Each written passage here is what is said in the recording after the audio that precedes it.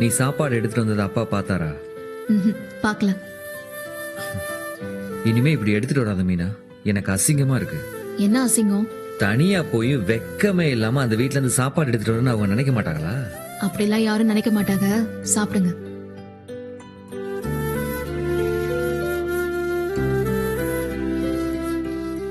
அப்புறம் லஞ்ச் எடுத்துட்டு வரலையா? எங்க அம்மா கட்டி கொடுப்பாங்களேன்னு கேட்டேன். அதெல்லாம் கொடுத்தாங்க, நான் வேணான்னு சொல்லிட்டேன். லஞ்ச் வெளியே போய் சாப்பிட்டுக்கோங்க. எப்ப பாரு வெளியில போய் சாப்பிடலாம் வெளியில போய் சாப்பிடலாம், அப்புறம் நீ எதுக்கு இருக்க? ஏய், நான் வேற எந்த அர்த்தத்திலையும் சொல்லல.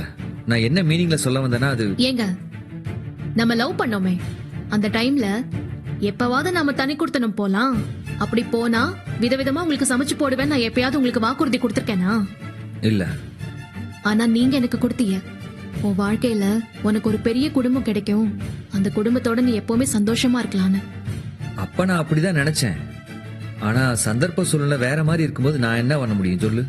சந்தர்ப்ப சூழ்நிலை எதுவும் மாறல, கிடைச்ச வேலை தான் உங்களை மாத்திருச்சு.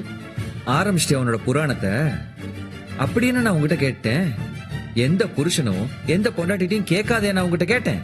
சமைச்சு போடுன்னு தானே கேட்டேன். சாதாரண ஒரு சமையல் அதை உன்னால செய்ய முடியாதா?